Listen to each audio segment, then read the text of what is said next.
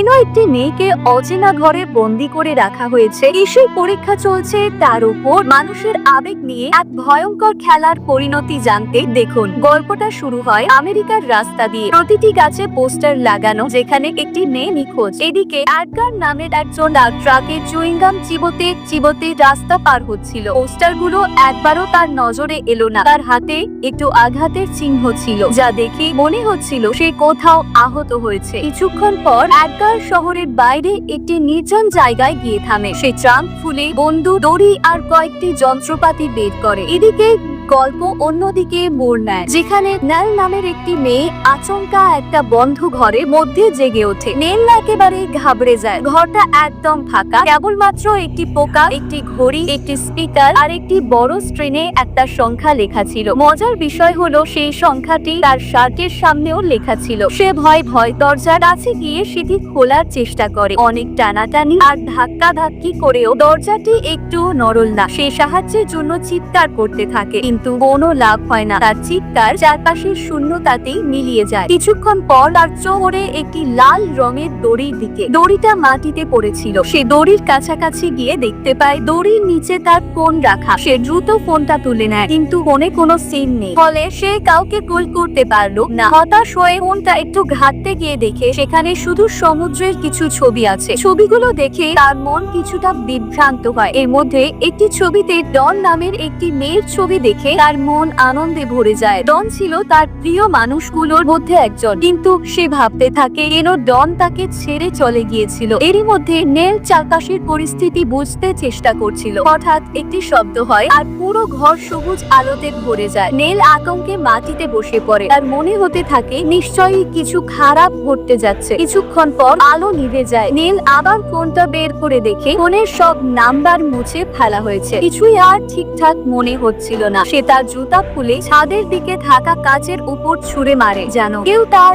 অবস্থার দিকে একটু নজর দেয়। কিন্তু কাচের ওপাশ থেকে কোনো সারা শব্দ আসে না। সে রাগে আর হতাশায় সে তার ফোনটাকে দেয়ালে ছুঁড়ে মারলো, কিন্তু ফোনটা গিয়ে ৯ নম্বর প্যানেলের ভেতর ঢুকে গেল। এরপরে ঘরে একটি মিষ্টি গান বেজে উঠলো। নেল লক্ষ্য করলো প্যানেলের কাছে একটি ছোট ছিদ্র হয়ে গেছে। সে তাড়াতাড়ি করে সেই ছিদ্রটাকে বড় করার চেষ্টা করলো, যেন সেখান দিয়ে পালাতে পারে। কিন্তু ছিদ্রের ওপাশে শুধু একটি শক্ত দেয়াল পাওয়া গেল। এদিকে ঘড়িতে ১৫ মিনিট পূর্ণ হয়ে গিয়েছে। হঠাৎ ঘড়ি থেকে অদ্ভুত শব্দ আসতে শুরু করলো। পুরো ঘরের লাইট নিভে গেল। এবার বাইরে থেকে দরজা আর জানালা খোলার এবং বন্ধ করার শব্দ শোনা গেল। নেল ভয় পেয়ে চোখ বন্ধ করে নিল। আতঙ্কের মাঝে সে সমুদ্রের সেই গানটি গুনগুন করতে শুরু করলো, যেন নিজেকে শান্ত রাখতে পারে। কয়েক মুহূর্ত পর ঘরের লাইট আবার জ্বলে উঠলো। লাইট জ্বলার পর নেল দেখলো যে ঘরের দরজা এখন খুলে দেওয়া হয়েছে।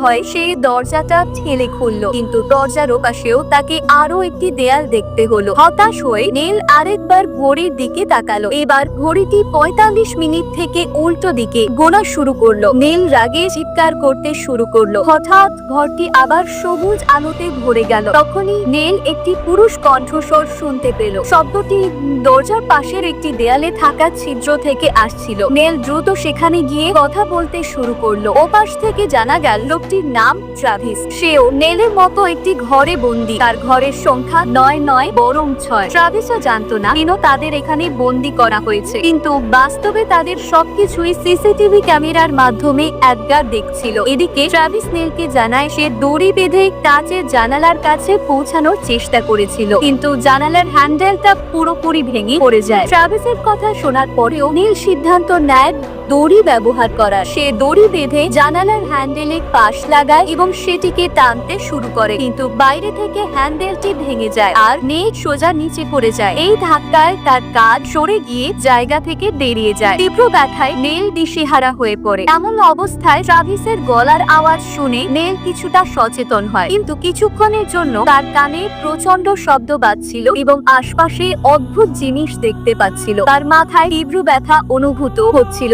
ট্রাভিস তাকে বোঝায় তার কাঁধ ঠিক করা খুব জরুরি, না হলে কিছুক্ষণের মধ্যেই ব্যথা অসহনীয় হয়ে উঠবে। নেল বাধ্য হয়ে উঠে দাঁড়ায়। তারপর সে তার কাঁধকে জায়গায় ফিরিয়ে আনতে দেয়ালে জোরে জোরে আঘাত করতে শুরু করে। নেল কিছুক্ষণ ট্রাভিসের সঙ্গে কথা বলে তার মনকে কিছুটা হালকা করার চেষ্টা করে। এরপর ফোনে সেই গানটি চালায়, যা ট্রাভিসেরও খুব প্রিয় ছিল। গানটি শুনে দুজনেই কিছুটা স্বস্তি পায়, কিন্তু হঠাৎ নীলের কানে আবারও সেই তীব্র শব্দ বাজতে শুরু করে। তার চোখের সামনে অদ্ভুত কিছু দৃশ্য ভেসে উঠতে থাকে। সে দেখে কেউ একজন তার হাত ধরার চেষ্টা করছে। ভয় পেয়ে নেল তার কলম দিয়ে সেই লোকের হাত আঘাত করে। এই সময় ট্রাভিস তাকে জিজ্ঞাসা করে, আমরা এখানে কি এমন করেছিলাম যে আমাদের এমন ভাবে বন্দি করে রাখা হয়েছে? ট্রাভিস এমনও সন্দেহ করে, এটা কি সম্ভব যে আমাদের এখানে ঈশ্বরই পাঠিয়েছেন কোনো শাস্তি দেওয়ার জন্য? হঠাৎ ট্রাভিসের ঘর থেকে চিৎকার শোনা যায়। সে কারো সঙ্গে কথা বলছিল এবং তাকে দূরে থাকার জন্য চেঁচিয়ে বলছিল। এর মধ্যেই নেলের ঘর সবুজ আলোতে ভরে যায়। ট্রাভিসের অবস্থা ভেবে নেল আবারও আতঙ্কিত হয়ে পড়ে। সে আবার সেই সমুদ্রের গানটি গাইতে শুরু করে নিজেকে শান্ত করার জন্য। কিছুক্ষণ পর আলো ফিরে আসে। নেল ট্রাভিসের সঙ্গে কথা বলতে গিয়ে জানতে পারে তার ঘরে একজন লোক এসেছিল। লোকটি তাকে ঠিক করার চেষ্টা করছিল, কিন্তু এখন ট্রাভিসের মাথাতেও তীব্র ব্যথা শুরু হয়েছে। সবুজ আলো ঘরের ভেতর বারবার ঝলসে উঠছিল। এবার নেল দৃঢ় সিদ্ধান্ত নেয় যে যেভাবেই হোক তাকে এই ঘর থেকে বের হতে হবে। সেই ঘরের আনাজ কানাজ ভালোভাবে তল্লাশি করতে শুরু করে। তল্লাশির এক পর্যায়ে তার হাতে একটি তার আসে, যা দেখে প্রথমে কোনো উপকার মনে হয়নি। এরপর সে লক্ষ্য করে তার বাহুতে কিছু একটা লাগানো আছে। এদিকে ট্রাভিসও জানায় তার পায়ের উপরেও একই রকম কিছু বসানো হয়েছে। এদিকে ঘড়ির সময় দ্রুত কমে আসছিল। নেল দ্রুত জানালার ভাঙা হ্যান্ডেল ব্যবহার করে জালের স্ক্রু খুলতে চেষ্টা করে। ভাগ্যক্রমে তার পরিকল্পনা সফল হয় আর জালটি খুলে যায়। এই দেখে ট্রাভিসও নিজের ঘরের জাল খুলতে শুরু করে। এদিকে নেল স্ক্রু খুলে পাওয়া তারটি টেনে বের করে। সে দেখতে পায় যে তারটি একটি গোপন ক্যামেরার সাথে সংযুক্ত। নেল সেই ক্যামেরা ট্রাভিসকে দেখায়। পরক্ষণেই নেল ক্যামেরার তারটি কেটে ফেলে, যার ফলে এডগার আর নেলের ঘরের কোনো দৃশ্য দেখতে পায় না। এরপর নেল জালের পথ ধরে ট্রাভিসের ঘরের দিকে যাওয়ার চেষ্টা করে, কিন্তু জায়গাটা এতই সংকীর্ণ ছিল যে চলা প্রায় অসম্ভব হয়ে যায়। পথের মধ্যে একটি সবুজ আলোর রেখা জ্বলতে থাকে। ঠিক সেই সময় ঘরের আলো হঠাৎ হলুদ হয়ে যায় আর প্রচন্ড জোরে একটি অ্যালার্ম বাজতে শুরু করে। তীব্র শব্দে নেলের কানে ব্যথা শুরু হয়। আতঙ্কিত হয়ে সে তাড়াতাড়ি নিজের ঘরে ফিরে আসে, কিন্তু ফিরে আসার সময় তার কাঁধ আবার আঘাত পায়। সেই ধাক্কায় তার মাথায় আবার অদ্ভুত দৃশ্য ভেসে উঠতে থাকে। এবার সে দেখে তার হাতে রক্ত লেগে আছে। এই ভয়ানক মুহূর্তে পরে নেল আবার নিজেকে সামলে নেয় এবং ট্রাভিসকে তার জাল ভাঙতে বলল। এরপর নিজের কাজ ঠিক করার কাজে লেগে গেল। ঠিক তখনই তার নজর পড়ে নিজের বাহুর দিকে, যেখান থেকে রক্ত ঝরছিল। একটু মাংস সরিয়ে দেখে তার বাহুর ভেতরে একটি মাইক্রোচিপ বসানো রয়েছে। এদিকে ট্রাভিস তখনও তার জাল খুলতে পারেনি। ঘড়িতে মাত্র 1 মিনিট বাকি ছিল আর তখনই সময়ের রং লাল হয়ে যায়। নেল ট্রাভিসকে দ্রুত জাল খোলার জন্য বলে। ট্রাভিস তার সমস্ত শক্তি দিয়ে চেষ্টা করে এবং ঠিক শেষ মুহূর্তে জাল খুলে ফেলে। সময়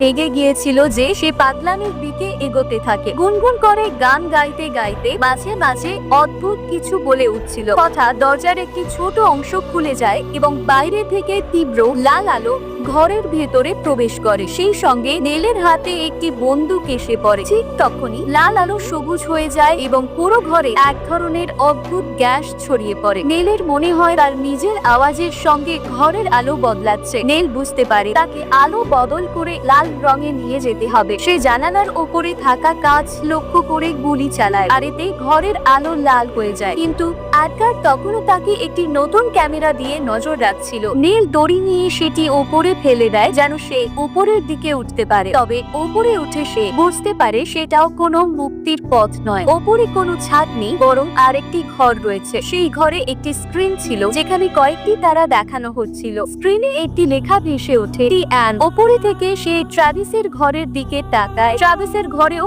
গ্যাস ভরে গিয়েছিল, কিন্তু সে নেলের মতো সাহস দেখাতে পারছিল না। ট্রাভিস অসহায় হয়ে নেলের সঙ্গে দেখা করার চেষ্টা করছিল। নেল দ্রুত দৌড়ে দেয়া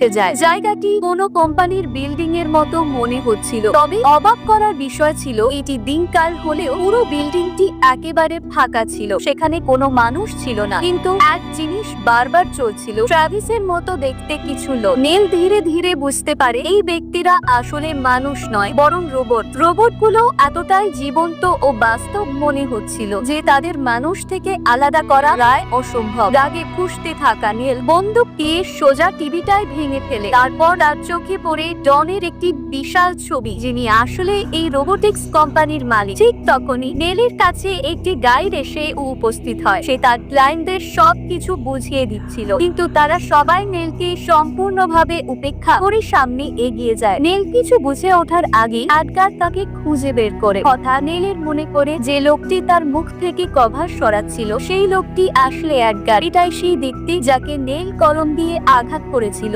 ভয়ে নেল এডগারের দিকে বন্দুক তাক করে, কিন্তু এডগার নিজের ট্যাবলেটে একটি বোতাম চাপতেই নেলের সব কার্যকলাপ বন্ধ হয়ে যায়। এখানে আমরা জানতে পারি নেল আসলে এই কোম্পানির একটি রোবট, তার মডেল নম্বর নয়। কিছুক্ষণ পর নেলের চোখ খুলতে দেখা যায়। সে নিজেকে একটি সমুদ্রের তীরে বসে থাকতে দেখে এডগার তখনই সেখানে এসে উপস্থিত হয়। নেল তাকে আঘাত করেছিল, তাই তাকে একটি চেয়ারে বেঁধে রাখা হয়েছিল। এরপর এডগার নেলের কাছে জানতে চায় এমন কোন সময় কি এসেছে যখন নেল নিজের মানবিকতা নিয়ে সন্দেহ করেছে। এই প্রশ্ন শুনি নেলের মনে হলো সে তো নিজের পরিচয় জানে না। আসলে এই সমুদ্র একটি ভার্চুয়াল পরিবেশ, যা মনের ধারণার উপর ভিত্তি করে তৈরি। নেল এবং ট্রাভিসকে বন্দী করে রাখা হয়েছিল যেন তাদের ভেতরের মানবিক আবেগগুলো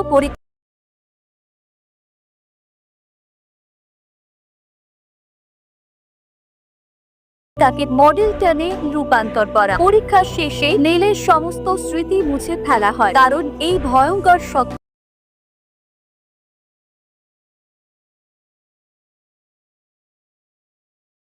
নিজের স্মৃতি ছাড়া আবার নতুন করে জেগে ওঠে। এদিকে এডগার তার পরিবার নিয়ে কোথাও ছুটি কাটাতে বেরিয়ে পড়ে।